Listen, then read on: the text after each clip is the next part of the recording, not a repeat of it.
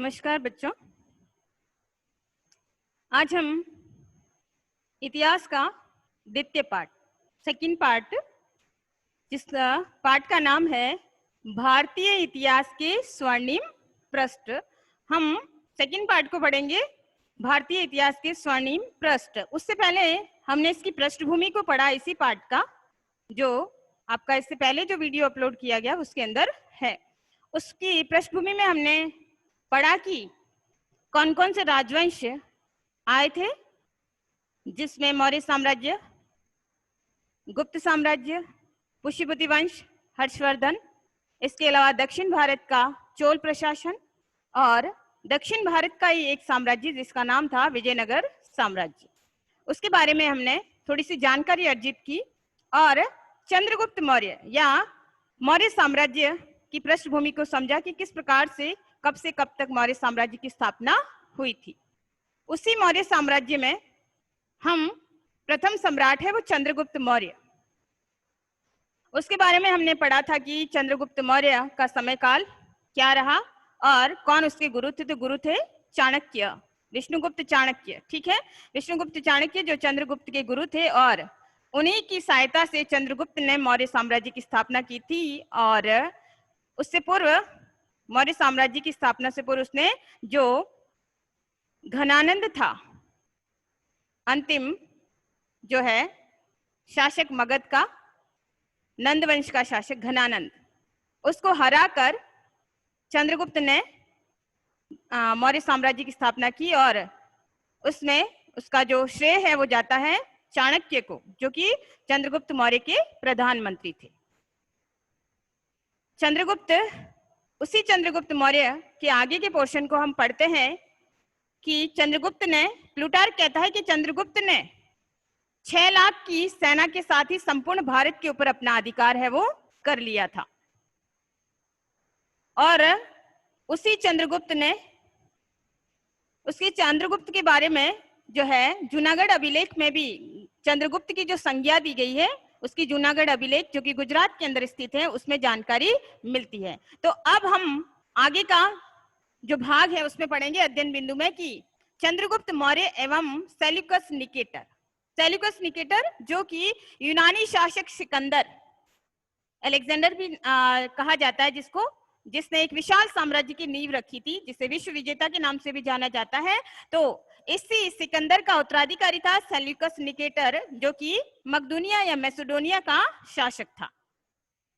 वो भी एक महत्वाकांक्षी शासक था और उसने भी सिकंदर की तरफ बड़ा सपना देखा था और वो भी भारत की तरफ आया था। ठीक है, सिकंदर का उत्तराधिकारी था। तो भारत में जो सिकंदर ने जो साम्राज्य स्थापित किया था भारत के जो है उत्तर पश्चिम की तरफ, तो वहां पर सेल्यूकस निकेटर की स्थिति है शक्तिशाली थी। और यहाँ पर चंद्रगुप्त मौर्य और सेल्यूकस निकेटर के मध्य युद्ध हुआ। तो उस युद्ध में क्या था कि युद्ध में सेल्यूकस निकेटर की हार हो गई, पराजित हुआ सेल्यूकस निकेटर। और उसके साथ फिर चंद्रगुप्त मौर्य ने एक राजनीतिक संधि की और उस संधि की शर्तें क्या क्या थी, उन शर्तों को हम समझेंगे। देखिए कि 305 ईस्वी पूर्व में मैसेडोनिया के शासक सेल्यूकस, मैसेडोनिया को मकदूनिया के नाम से भी जाना जाता है, यूनानी पोर्शन है, यूनानी क्षेत्र है, कि मैसेडोनिया के शासक सेल्यूकस निकेटर को पराजित किया और उसके साथ राजनीतिक संधि की। और इस संधि की अब शर्तें क्या क्या थी, हम संधि की शर्तों को समझेंगे। कि पहली शर्त थी सेल्यूकस ने अपनी पुत्री हेलेना का विवाह, सेल्यूकस की पुत्री थी हेलेना का विवाह है उसने चंद्रगुप्त मौर्य के साथ किया। और उसके बाद अपनी पुत्री को सेल्यूकस ने दहेज में बहुत सारे प्रदेश दिए, जिसमें एरिया, एराकोसिया, जेड्रोसिया, पेरिपे, मिसदाई आदि प्रदेश हैं, वो हेलेना को दहेज स्वरूप है वो उसने दिए हैं। कहा जाता है, प्लूटार्क कहता है, जो कि यूनानी यात्री है, प्लूटार्क कहता है कि हेलेना के विवाह के बाद चंद्रगुप्त मौर्य ने भी जो है अपने ससुर या सेल्यूकस निकेटर को 500 जो हाथी थे वो भेंट स्वरूप या उपहार स्वरूप है वो सेल्यूकस निकेटर को दिए।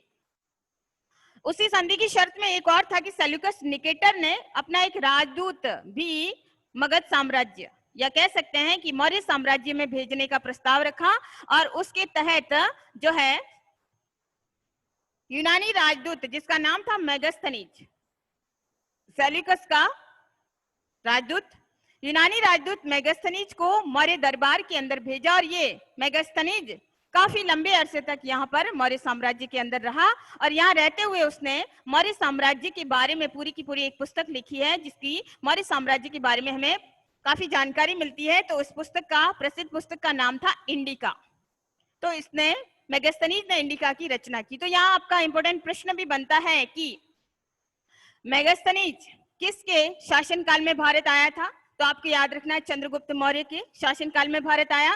फिर मेगास्थनीज ने किस पुस्तक की रचना की थी? तो मेगास्थनीज की प्रसिद्ध पुस्तक का नाम है इंडिका। ठीक है।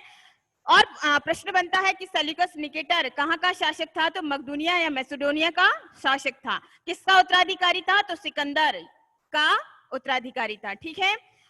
चंद्रगुप्त मौर्य ने किससे विवाह किया था? तो सेल्यूकस निकेटर की पुत्री हेलेना से विवाह किया था। अब चंद्रगुप्त के साम्राज्य की सीमा, जिसके बारे में विभिन्न इतिहासकार ये कहते हैं कि चंद्रगुप्त के साम्राज्य की सीमा उत्तर पश्चिम में ईरान, जो कि एक देश है, ईरान, दक्षिण में कर्नाटक जो भारत का एक राज्य है, और पूर्व में मगध से लेकर पश्चिम में सौराष्ट्र तक, सौराष्ट्र यानी गुजरात का प्रदेश, कच्छ, काठियावाड़, सौराष्ट्र तक फैली हुई थी। तो इतना विशाल साम्राज्य जो कि विदेशों तक उसका साम्राज्य चंद्रगुप्त मौर्य का फैला हुआ था, ईरान और उसके आसपास के क्षेत्र, उसके बाद भारत में कर्नाटक, दक्षिण भारत की तरफ, और पूर्व की तरफ देखें तो मगध, मगध अर्थात बिहार, कलकत्ता और जो पश्चिम बंगाल का कुछ पोर्शन है वो सारा कुछ मगध साम्राज्य के अंदर शामिल था, और सौराष्ट्र यानी गुजरात तक, यानी एक विशाल साम्राज्य चंद्रगुप्त मौर्य ने खड़ा किया था। अगर हम चंद्रगुप्त मौर्य को एक योद्धा के रूप में देखें, यानी अगर हम निष्कर्ष के रूप में देखें, तो चंद्रगुप्त मौर्य एक कुशल योद्धा, एक कुशल सेनानायक और योग्य शासक था। उसने अपने मुख्यमंत्री कौटिल्य या चाणक्य की सहायता से एक ऐसे शासन की नींव रखी जो कि उस समय के अनुकूल थी, यानी घनानंद नंदवंश का शासक को हराया और उसे हराकर उसने भारत के अंदर एक मौर्य साम्राज्य यानी एक केंद्रीयकृत शासन व्यवस्था की नींव है उसने रखी थी। और अंतिम काल के समय में चंद्रगुप्त मौर्य ने जैन मुनि भद्रबाहु से दीक्षा लेकर उसने जैन धर्म को अपना लिया था, और अंत में जैन धर्म की दीक्षा के बाद वो कर्नाटक मैसूर के पास श्रवण बेलगोला, जो कि जहां पर हर साल एक तरह से वहां पे श्रवण बेलगोला के अंदर एक सभा या एक जैन धर्म के लोगों का जो है, जो महावीर भगवान भद्रबाहु की प्रतिमा है, वहां पर एक कह सकते हैं कि गैदरिंग होती है या जैन धर्म के लोग हैं इकट्ठे होते हैं, तो वहां वही श्रवण बेलगोला जहां पर विशाल भद्रबाहु भगवान की मूर्ति है, भगवान महावीर की मूर्ति है। और इसमें अंत में चंद्रगुप्त मौर्य ने उपवास के द्वारा, उपवास यानी जैन धर्म के अंदर संथारा पद्धति है, संथारा पद्धति के माध्यम से उसने उपवास लिए और अंत समय में उसने वहीं पर श्रवण बेलगोला में ही अपना शरीर है वो त्याग दिया। तो इस प्रकार से चंद्रगुप्त मौर्य, जो मौर्य सम्राट या मौर्य शासक का संस्थापक हम कह सकते हैं, उसने किस प्रकार से मौर्य साम्राज्य की नींव रखी और सेल्यूकस निकेटर और घनानंद को पराजित करके अंत में एक विशाल साम्राज्य खड़ा किया। ठीक है, तो आज का इतना ही।